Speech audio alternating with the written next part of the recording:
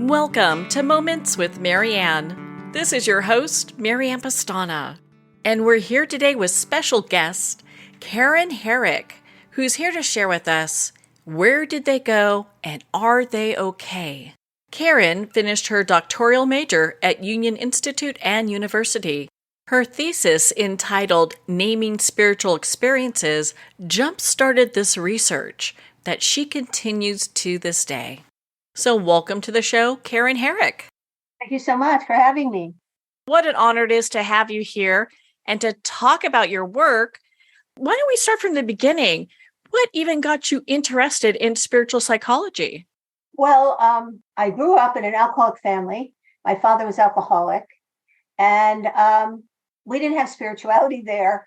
My mother was Catholic. My father was Protestant. So my father would take us to church, our Sunday school, and drop us off and then forget to pick us up. So church was always like, oh, God can't be interested in us. This is much of a mess. So living in upstate New York, I think what started spirituality was I was interested in nature, and it was beautiful where I lived. So I walked a lot in nature and decided something about, I didn't know the American Indians believed that the wind, was from spirit, but I had a feeling that the wind had something to do with spirit, even though I didn't have the word spirit then. And then I got married and had children, and I was raised Protestant, so went to the Methodist church and things like that. And then decided my husband was alcoholic and I had to leave the marriage. So had to get divorced and decided I'd go back to college, and because I had taken a few courses, and then I got a master's in social work at Rutgers, and they had an alcohol minor. So I started working with families of alcoholics and drug addicts and trying to teach them, about codependency and how to, make everybody stop living the denial of the alcoholic family. And in that, you hear a lot of spiritual stories, because alcoholics, whether they're drinking or not drinking, they do have many kinds of spiritual experiences. So I started hearing about them. And then I just became curious, and I got interested in Jungian psychology. And Carl Jung is a psychologist that I think is very undervalued in our society here in America. His mother was psychic, and his grandfather also. And his grandfather had a second wife because his first wife was deceased. And he and his second wife at lunch would talk to his first wife on the other side. And that was the first indication I had that you could talk to, dead people. And the more I got interested in psychology, then I lived in California, and we had psychics and mediums there, and I would visit them, and they would have all kinds of weekend, holistic weekends where you could talk to all these different kinds of people. So I was interested in that. But then to get back to my practice, people think I shouldn't live on the East Coast because I like all those, weird kind of things. But then weird people came to me with all these experiences. So they were telling me what happened to them, and they would see their deceased father in their bedroom, and we would just try to work it through. And all the time that I was doing this, I was taking extra courses and going to California for spiritual emergence training for 9 months. I would go one weekend a month, and I got certified in that, so that we didn't have to classify somebody who was seeing their deceased person in their bedroom as crazy, because spiritual emergence said that this happened. And when people do pass away in your family, especially people that you care about, it really does change you. And so that becomes a spiritual moment for you, where you start to delve into, well, where are they? And, where did they go? And are they okay? So I started to do that webinar recently, because I teach on CEU.org and CHI, different social workers and psychologists that come and want to learn about spirituality.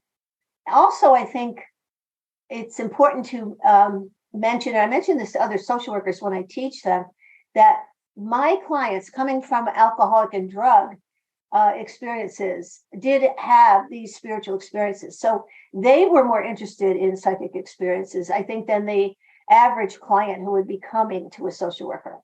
And then I was more interested in it.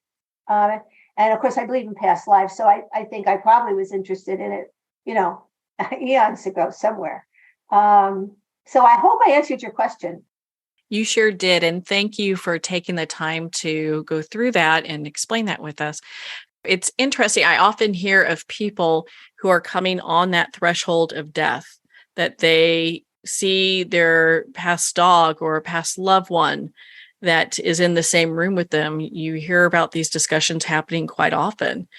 Yes. And I think my personal thought on that is that spirit? Well, yes, animals have spirits. They go to a place. I don't know that they go to heaven, but like the one Robin Williams movie said, I got in dog heaven by mistake. But they do go somewhere in a group soul. So you can see your deceased animal. Absolutely. Just like you can see your deceased loved one. Now, of course, when you see them, when you see a person, they're a spirit. And a spirit gives you a feeling of the presence of a person. And also, they have an etheric body. And that's something I try to teach people, is that you have two bodies. You have a spiritual body and a physical body. And you just need to accept that. But so how does that happen? Okay, so in utero, when you're conceived, an atom is placed there that grows to be your spiritual body. The purpose of your spiritual body is to contain your soul, because your soul never dies. So you have to have some kind of a body to take it to the other side when your physical body dies here. So that's the two bodies. And St. Paul says that in the Bible. He said, we come in on the physical and we leave on the spiritual. And he was correct about that. So, I mean, that would be the first thing to know. And then when your deceased person goes to the other side, they become a spirit. So what does that mean? Well, they're confused because usually their religion hasn't said, well, when you go there, number one, when you leave your body, you're going to feel like, wow, what is all this about? Because I'm still me and I can think. I'm still here. And because you still have your psyche, your conscious, your unconscious, and your mind. And so when you do leave the physical body in your spiritual body, you leave as atoms, molecules, protons, chemicals that goes up your vagus nerve out of the top of your head usually. And then you're in this etheric body, which is like a ghost-like body of you. So that if somebody saw it and they knew you, they could recognize that is you. So now when the spirit's over there, just say, they're deceased now, they're over there and they're confused because number one, if they try to come into your bedroom, their hand doesn't open the doorknob. They can't use their hands.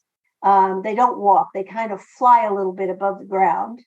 And gravity doesn't affect a spiritual body.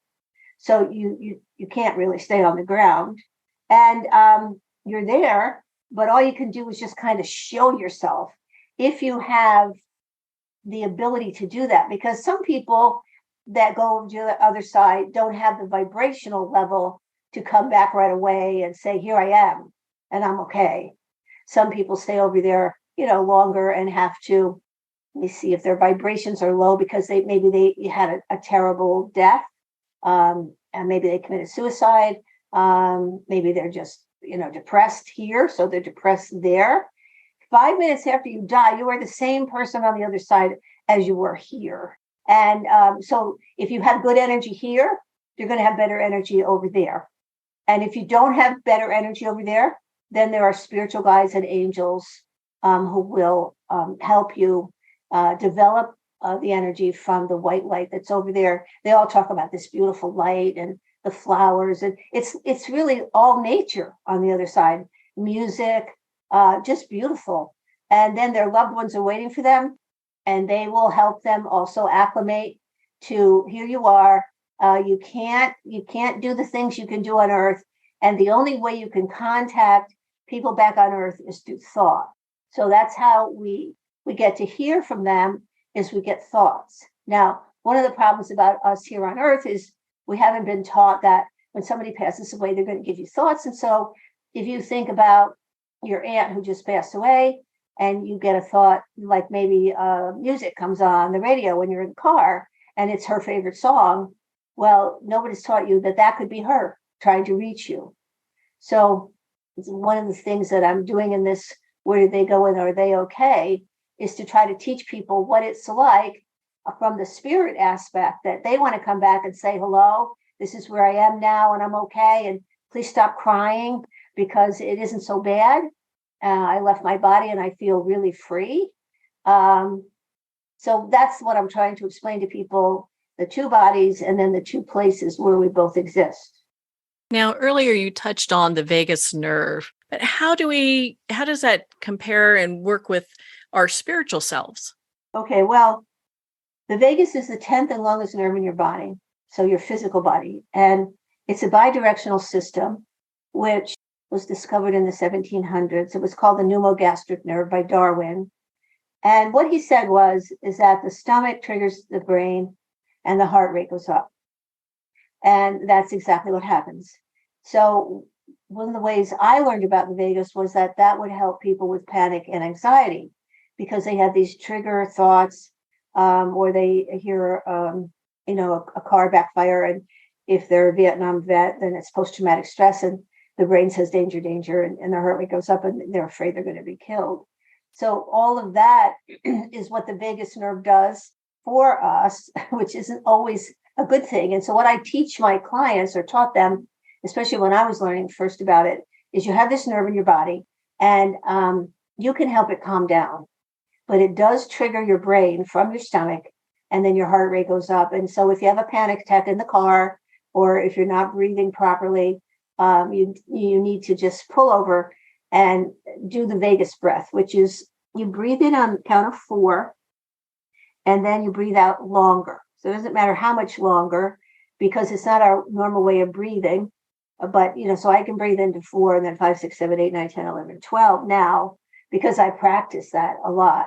I practice it at night if I can't sleep. It just calms the body down. So that's what your vagus nerve is. It really is like a neurotransmitter that can calm you. And plus, what else does it do? It touches all the organs in your body somehow. And so it is very, very important for our physical life. Now, in our spiritual life, there isn't that much written about this where they name it the vagus nerve. But from my research, your soul is in your solar plexus. That's where it's housed. It's in the physical body. And the vagus nerve is the channel, I believe, in which the soul leaves. Now, many people, men usually, from 1929 through Robert Monroe in the 50s, these guys left their body. And so we know that people can do it.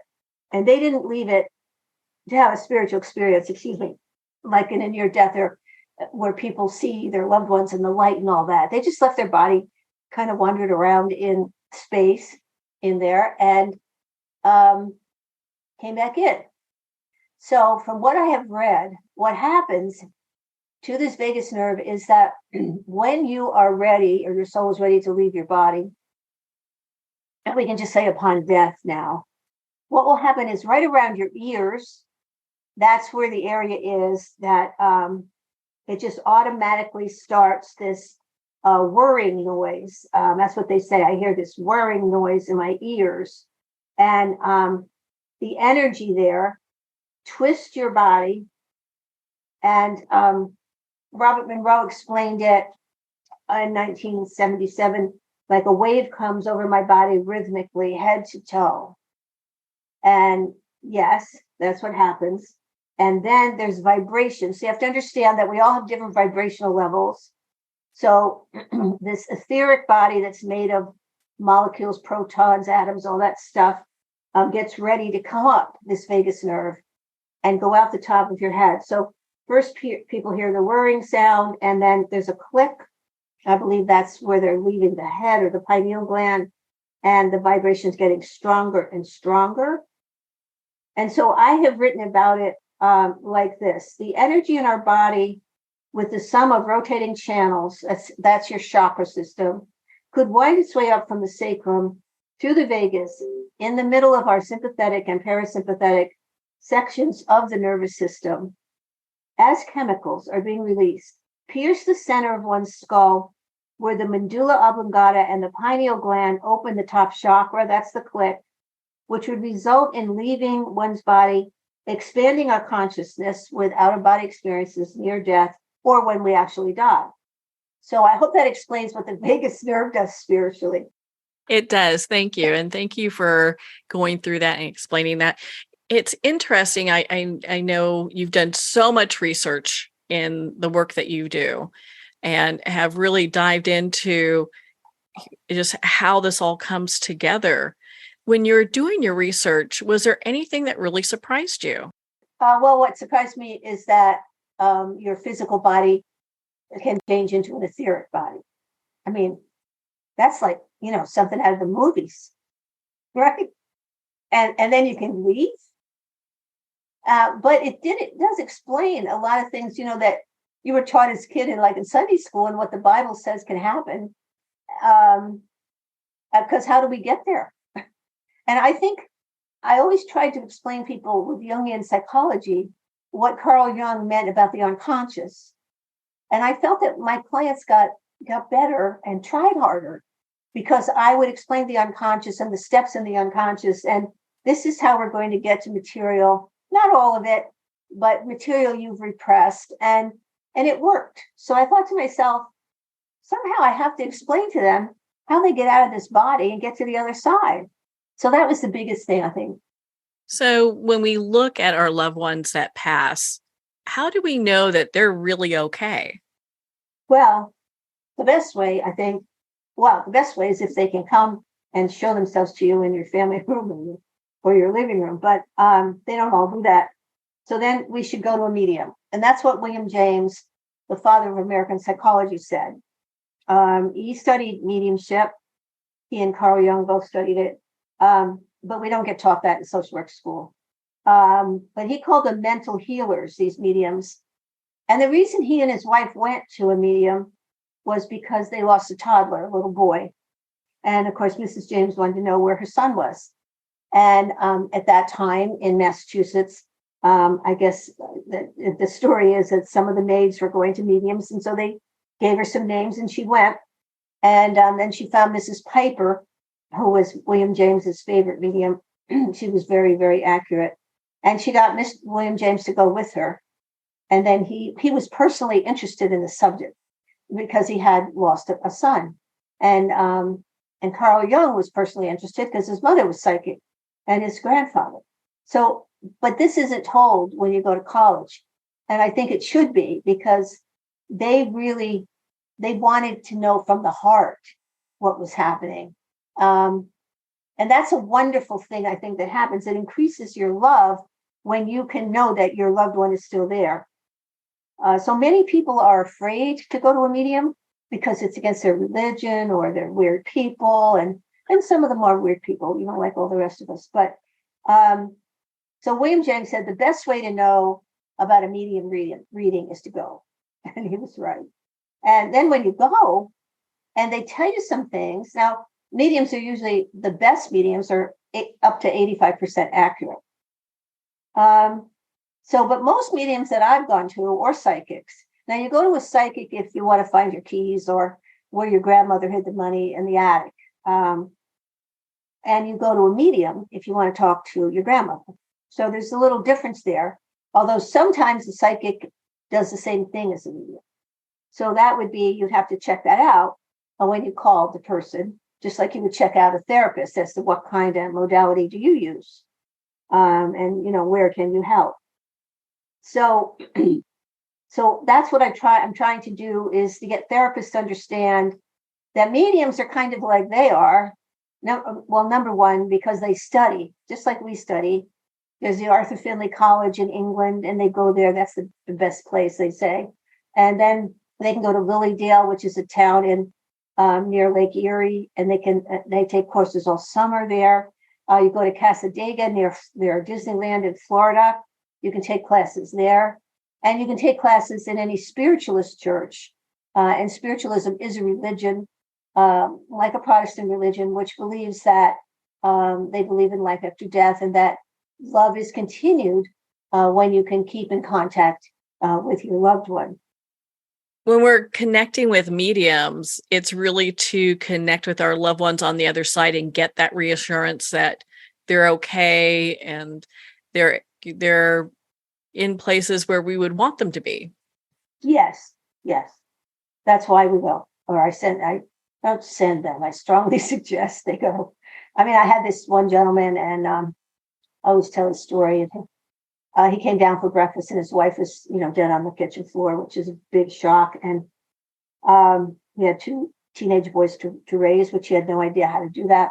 And so he came to me for months and months and months, and we were doing grief and parenting skills. And I said, this chronic grief is not leaving, and I really would like you to go to a medium. Now, I had lucked out because his sister-in-law had gone to a medium, and I happened to have had her as a client. And she called me, said she knew where her sister was. And so I said, she doesn't have very much grief, does she? No, because she knows where your wife is.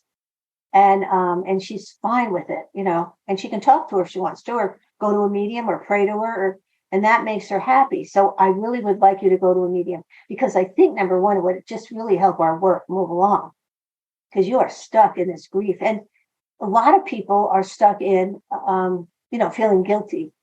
Well, I didn't do enough, that kind of stuff. And I think especially men, at least this guy was guilty about all the things he didn't do right as a husband. And, but I didn't say that. I said that a little bit, but you can't really push that. Anyway, he went. Oh, I was so relieved. Well, when he came back, he walked in my office and his shoulders were different.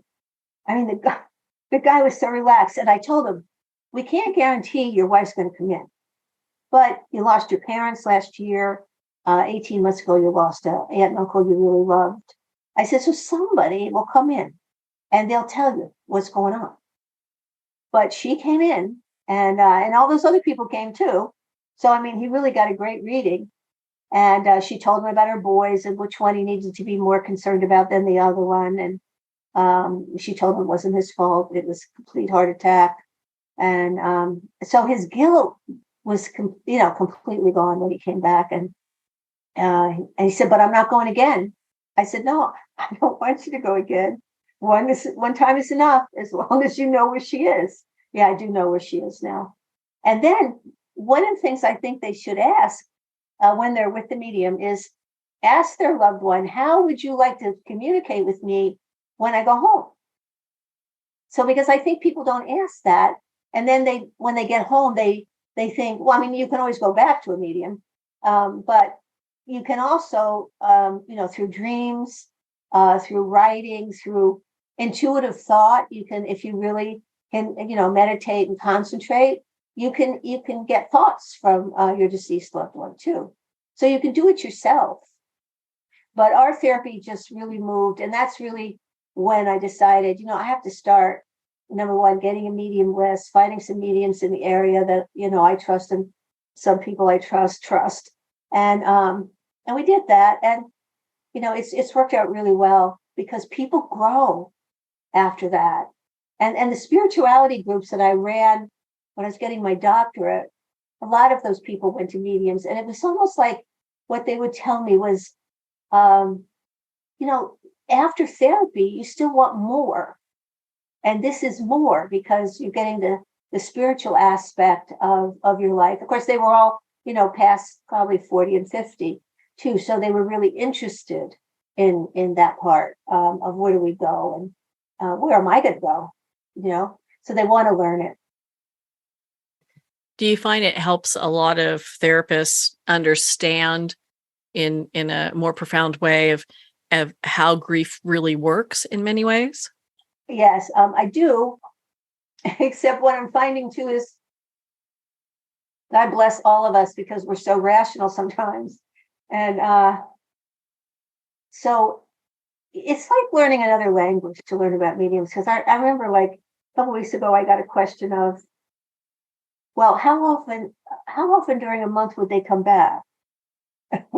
Well, now what I explained before that was your loved one. Love is the greatest energy of all. So the ones that are going to want to come back and connect with you are the ones that can really show their love and make that connection. Now, I want to say that the spirit on the other side has to have control of their energy in order to really come back to you. And so if they come back fast, like within a few weeks, and you see them in your bedroom, or you get thoughts of them, and you get smells, the after death communication where you get all these different clues that, hey, it seems like they're around me. Well, that means they have good energy, clear energy. So when they come to visit you, it's because, number one, they love you. They might think that you're suffering too much and crying too much, and they think if they can tell you where they are, that you'll be better. They might have some unfinished business that they want to tell you things that they never got to tell you. And maybe they just want to tell you where they are. Just like if we go on vacation, we want to call our loved one and say, "Hey, it's really great here. I really like the beach," and all that stuff. So that's what happens anyway. They want to reach you, I think, sometimes as much as you want to reach them. And especially the people on Earth, because there's so many people that grieve too long and really have a hard time, like that gentleman, getting on with their life. Well, I can understand that. When you have a dear loved one that's passed, it feels like it's easy to get stuck in that place of just profound grief, and being able to have tools to work through that. I mean, how profound is that? Really? Yeah. So with the work that you're doing, I would think that it also would help enlighten and just kind of expand the discussion for many social workers and mental health professionals of when people are having a spiritual experience, that's probably something to consider, as opposed to everything is a mental illness. That's right. And the difference between a mental illness and a spiritual experience is that if a person had a spiritual experience and they come into your office and they just might explain that, I don't know what happened to me, it was really weird, but I got this real sense of love and peace on the beach or whatever, that humbles them. And they can come in and out of whatever story they have at any time and keep telling you that story. And they are humbled. If somebody's in a psychotic break or having psychosis, like schizophrenia, they are grandiose. And they can say, well, I talked to God. I talked to Jesus last night. And they can go on, but they can't go back to that story again and again, because the story will continually change. Now, if you have somebody in a psychotic break who tells a part of a story that always stays the same, then you know that a psychotic person, or a person having a psychotic break, has had some part of spiritual experience. But that almost takes a few people on the team, because these people are usually hospitalized, to realize the difference between psychosis and a spiritual experience. Because, like, if we take somebody with a near death, it takes people with a near death experience, when they leave their body, go up, and they about 25% of them have a spiritual experience of seeing their loved ones and the light and everything. When they come back, it takes them about 7 years to come tell you anything. That's a long time. And they have near-death people have 79% divorce rate after they have the near-death, because their whole perception of life and death has changed. They've been there and come back, and they know death is nothing to be afraid of. And their values change. They want different things. So you have a guy who dies and comes back, and then he's, I don't want to be a lawyer anymore. I think I want to be a counselor. So what? And I just want to help people. And so then the wife is unhappy, and I can't believe that you think that you had this experience, because they don't understand.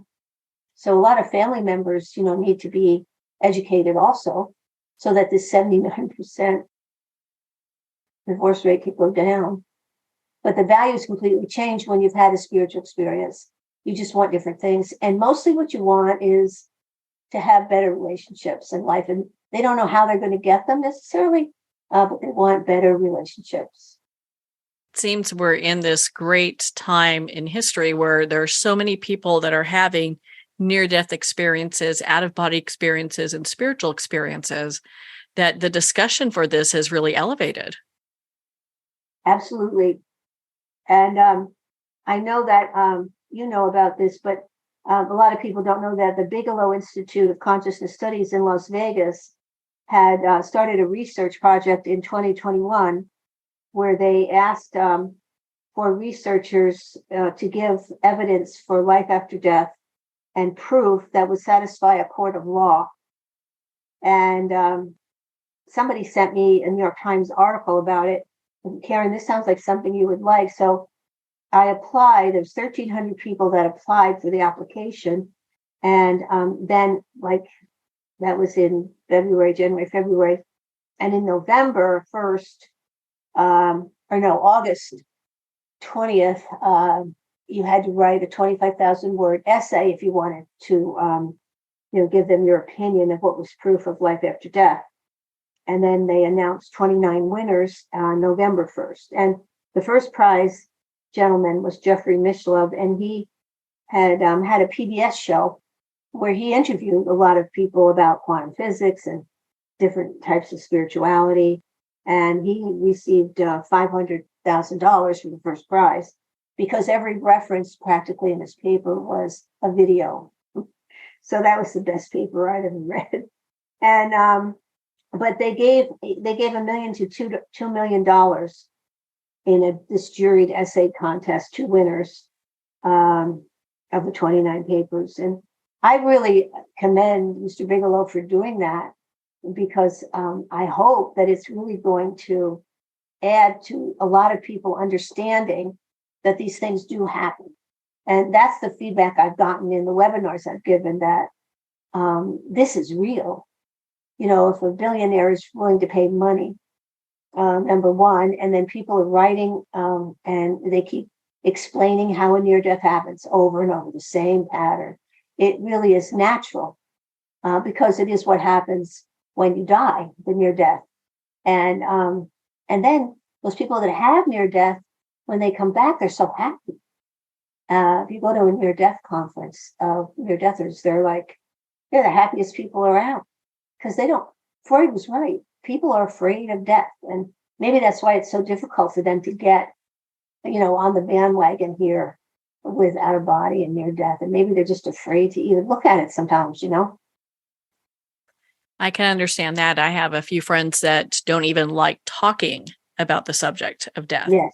So being able to expand on our consciousness, our spirit, and where that goes when we do leave this physical body can be really difficult for people sometimes. Yes, absolutely. Yeah, let's not talk about it. Yeah, let's not talk about it. Do you think that there have been ancient practices all along, and we're just in the West a little slow on the take here for understanding how death is just this natural progression of our life and that there's something after this? Yes, because we're so rational and materialistic. Plus, nobody's ever talked really about the metaphysical systems that are around us. So you and I are speaking today and in the sensory world where there's a past, present, and future. And everything is solid here, but where I am and where you are. And so there's the sensory metaphysical world, and that's the world we all live in. Then there's the metaphysical world of the clairvoyance, and that's the world where the mediums and psychics live, where clairvoyantly they hear and see and smell things that we don't necessarily. Now, we get a little bit of that clairvoyance when we develop our intuition. And that's what I see as really helping people. The more they can understand about these signs that spirit sends us, the more they will develop their intuition. And that would be really healthy. But in the clairvoyant world, it's just now. And just to understand that, and when you read these different stories about the different near-death things that people have had, they've just been there. There's no past, present, or future. They're there. And it only happens to one person at a time. So there's not a lot of people that can prove that she or he, actually left their body. Because you have to be, number one, clairvoyant to see this etheric body leave and go out of the top of your head.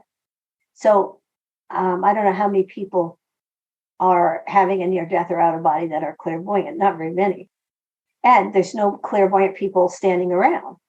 Like, one of the things I would love to find is a clairvoyant electrical engineer, because they would be able to tell us what happens with this going up the vagus nerve and et cetera, et cetera. But number two, my point is that we do have this clairvoyant place. Now, just a normal person, how do we get to know about the clairvoyant? Well, number one, you could go to a medium or a psychic. And when you're there, you're just in the now. It's just, you're there and you're having a good time. And when you leave, you feel good, right? And then I remember leaving once and going home and thinking, you feel so happy when you leave her. Now, I'd gone to the psychic maybe 3 times in maybe 5 years. I thought, Karen, she doesn't always tell you everything's going to happen, correctly. No.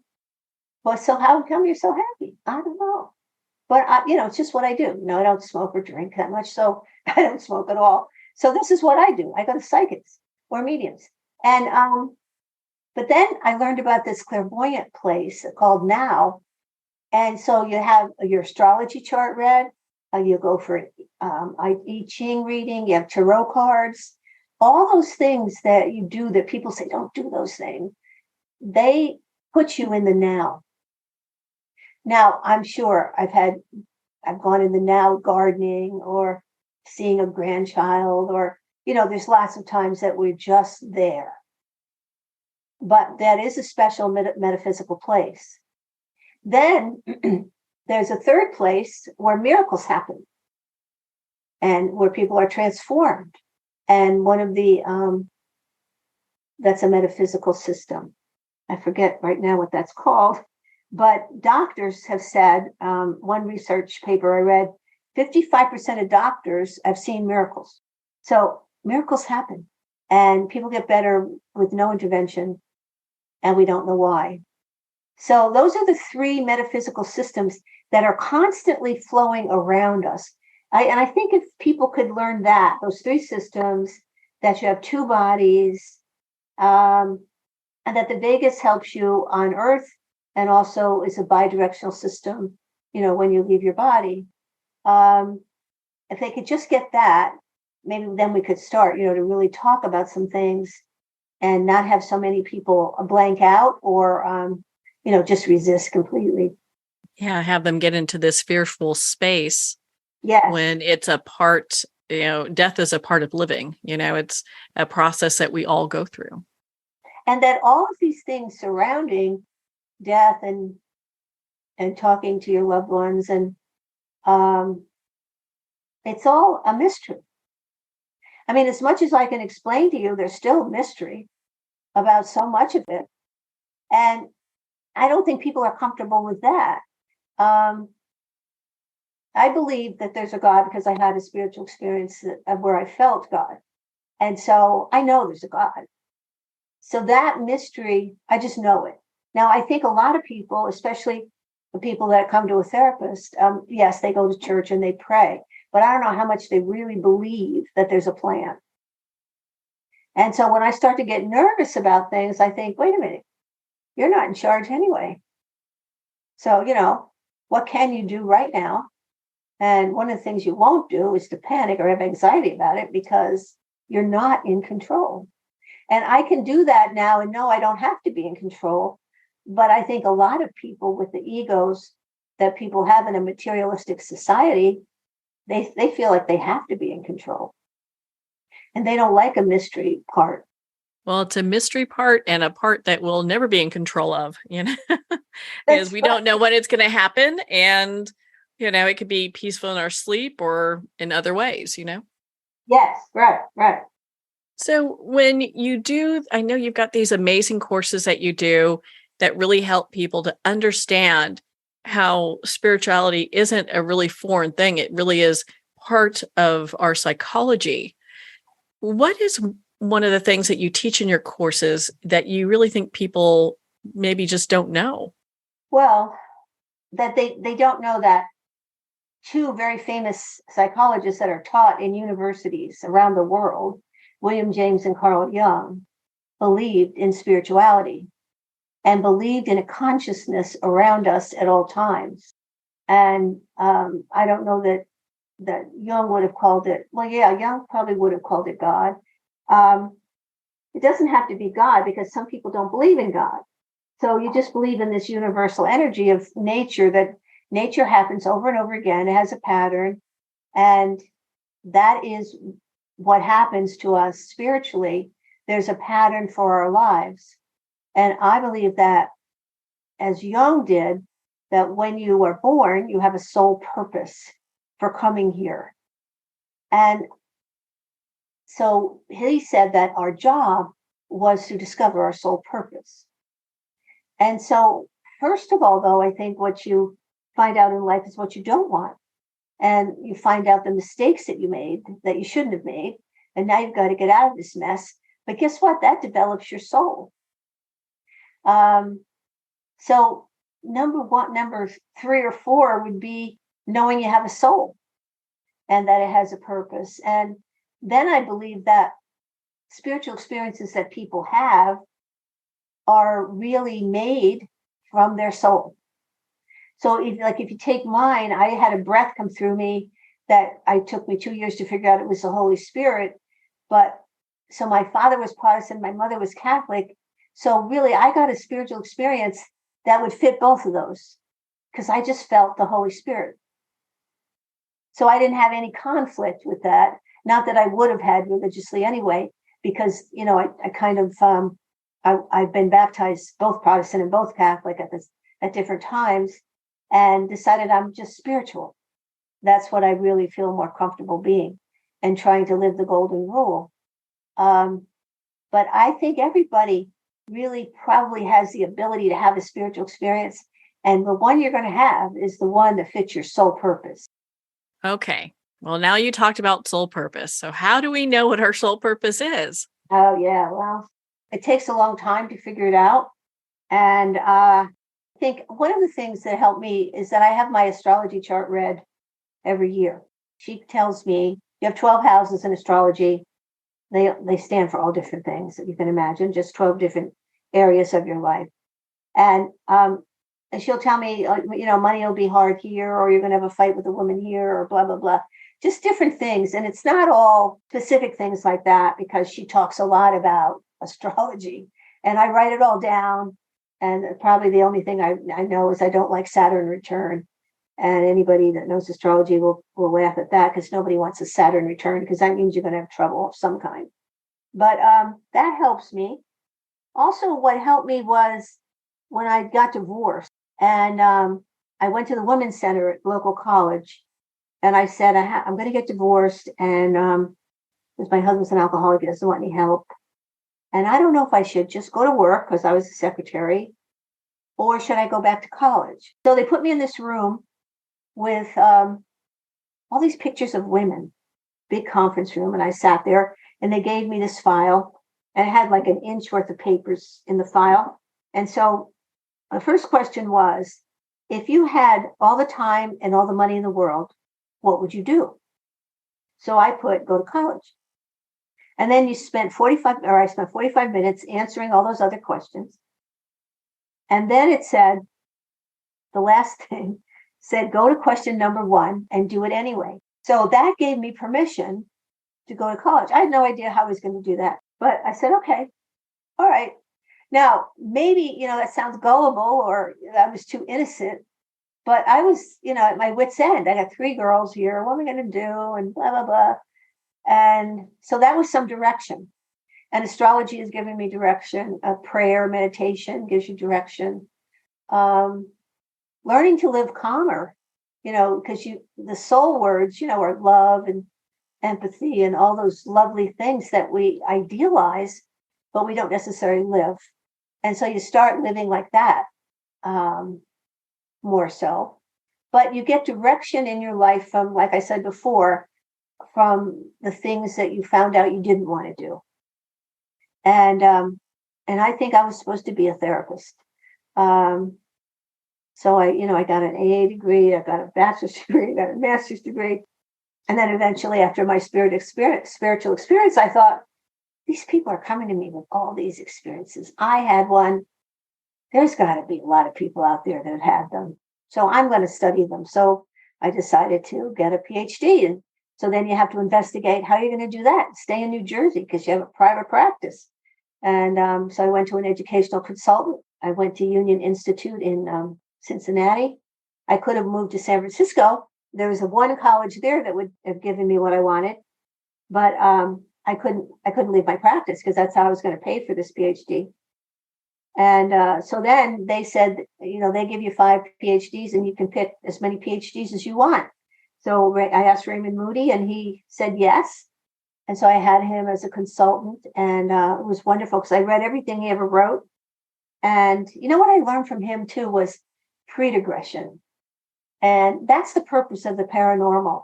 I think more people need to know that paranormal gives a purpose. So he had this in his book, The Last Laugh, which I think is his best book. It's funny.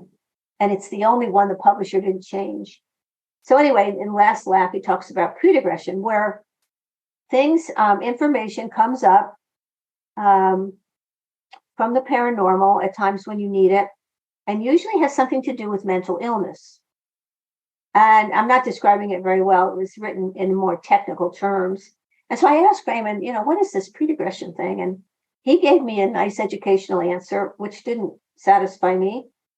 So I was running a spirituality group at the time, and it was after Christmas, January, and people came back after vacation.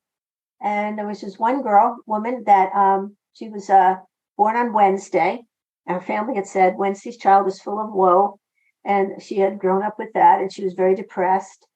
And so the group said, anytime you get depressed, you have to meditate. So she had tried everything, tea and a long walk and all this stuff. And then she decided, all right, I'll sit down and I'll meditate. So she meditated, and she said she had this vision of the 3 kings. And they came to her and they put these gifts at her feet. And they were very happy to see her. And she said that her self-esteem just rose from the 3 kings coming to her. And after the meditation, she was just fine. And I thought to myself, that's predegression there. So I was so happy that she brought me that example, because she had mental illness, she had depression, and then her knowledge of religion, because she was Catholic. The 3 kings are very important. And if I could ever find this in my notes, because I probably have those notes somewhere, I bet it was on the 3 Kings Day that she had this meditation. That would be my gut feel from everything I know now. And so, I told her, I got lots of Christmas cards, so I want you to make a collage of the 3 kings and keep that somewhere, in your office or your bedroom or wherever, because that's very important spiritual experience that you had. So old knowledge will come, and it has to do with your soul development.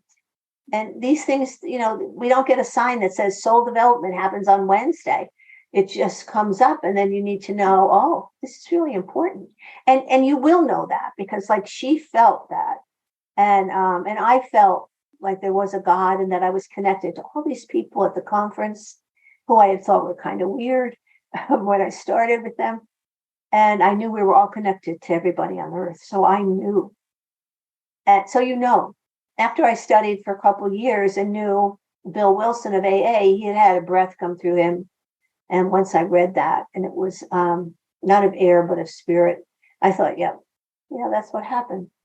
So I hope to help people so they have to wait 2 years or 7 years, and make it so that therapists will ask, some of the right questions that will help people feel more comfortable. Well, thank you, Dr. Karen. Where can our listeners connect with you and learn more about your work? Well, they can come on my website, which is Karen, K-R-E-N-E, Herrick, HERRICK.com.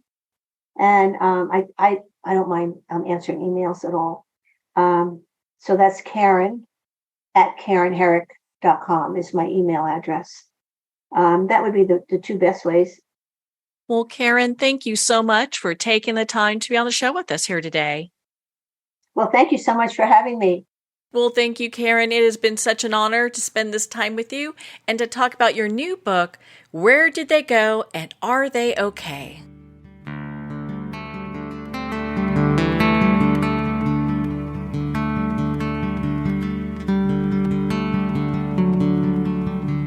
I'd like to thank Jason Eastwood at Guitarfulness for sharing his inspiring music and talent with us. His music is known worldwide for cultivating atmospheres of harmony, inner peace, and clarity. Visit Jason's website at guitarfulness.com. Join his newsletter, be part of his community, and download his music.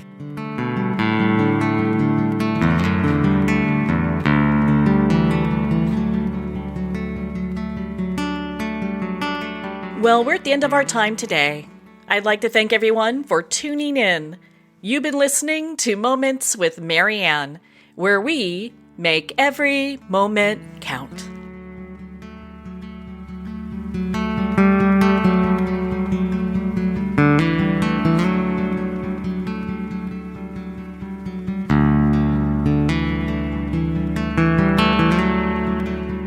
In a single moment, your life can change. Moments with Marianne is a transformative hour that covers an endless array of topics with the best of the best. Her guests are leaders in their fields, ranging from inspirational authors, top industry leaders, and business and spiritual entrepreneurs. Each guest is gifted and a true visionary, a recognized leader in her own work, and while teaching others to develop, refocus, and grow, Marianne will bring the best guest and sometimes a special surprise. Don't miss this. You never know just which moment will change your life forever.